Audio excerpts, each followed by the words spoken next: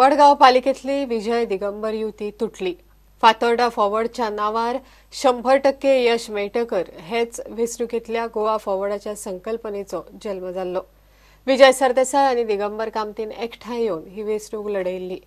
आतां मात विजयान दिगंबराच्या उपनगराध्यक्षाक राजीनामो दिवपाक लावन आपलो उपनगराध्यक्ष थंय घालपाचें थारायलां. विजय म्हणटा आपूण आतां एनडीएचो भाग, थंय एनडीए हांगा काँग्रेस असले डबल स्टँडर्ड आपूण करचो ना. दिगंबर म्हणटा विजया आड काँग्रेसीन फातोड्ड्या उमेदवार घालो, थंयच सगळें सोंपलें. मडगाव पालिकेतले जय विरुद्ध दिगंबर कामत आणि विजय सरदेसायची युती निमणे तुटलीच. मात ही युती तुटल्यात ताचेर दोगांची तांची स्पष्ट मतां आसात. At the time of assembly elections, Congress fielded a candidate against Vijay Sardesai. So naturally the relationship had strained. And then after the election results, Goa Forward is the part of ruling dispensation now. They must be also having some compulsion. Some of the councillors, they expressed their desire to Doris Teixeira, saying that she should step down. And she called me, she asked me. We had a meeting with our councillors.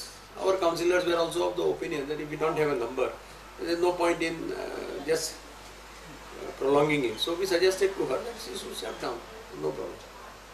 And accordingly, she went and gave her a submitted a resolution to Director of Municipal Administration. Model Madgaon panel Digambar कामतीचें panel आशिल्लें. दिगंबर कामत हो काँग्रेसीचो आमदार. काँग्रेसीन म्हजो विश्वासघात केलो, काँग्रेसीन म्हजेर कॅन्डिडेट घालो आनी हांव मानता की दिगंबर कामतूय जें आज उलोवंक लागला की जे दिसा काँग्रेसीन म्हजेर कॅन्डिडेट घालो ते दिसा मडगांवां तें एलायन्स तांणी तोडलें. कित्याक काँग्रेस म्हाका कशी तरी फातोर्डा मतदारसंघात उडोवपाक सोदताली आनी ताजे खातीर तांणी सगळें केलें. तांकां बीजेपी जिखिल्ली जाय आसली. हें सगळें आमी तकलेन धरून आतां आमी एलायन्स बीजेपी बरोबर आसा आमचें at the state level. End I have even attended a meeting of the NDA in Delhi. So at the national level also we are in alliance with the BJP. So how can we have a local alliance with Congress? So हे जावंकूच शकना.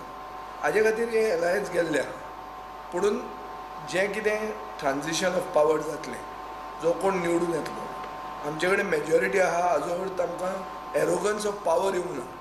आमी सगळ्यांक बरोबर घेवन राजकारण भितर civic बॉडीन हाडनासतना सगळ्यांक न्याय दिवपा खातीर, सगळ्या सिटिजन्सांक सिवीक एमेनिटीज बऱ्यो पावोवपा खातीर हें करपाक हांव तांकां एडवायस आनी गायडन्स दितलो आनी सरकार तांकां पूर्ण पाठिंबोय दितलो. प्रुडंटा खातीर सावियो डायस. बीफ बॅन पुराय देशांत लागू करूंक जाय. सुप्रीम कोर्टाचो तसो आदेश आसा म्हण हिंदू जनजागृती समितीन मागणी केल्या. महात्मा गांधीन देश स्वतंत्र जाताच तशी इच्छा उक्तायल्ली म्हण चारुदत्त पिंगळेन सांगलें. केंद्र सरकाराच्या कॅटल ट्रान्सपोर्ट नोटिफिकेशनाक गोंयच्या आनी आसामाच्या बीजेपीन विरोध करप म्हळ्यार दोट्टी भुमिका म्हण समितीन टिका केली.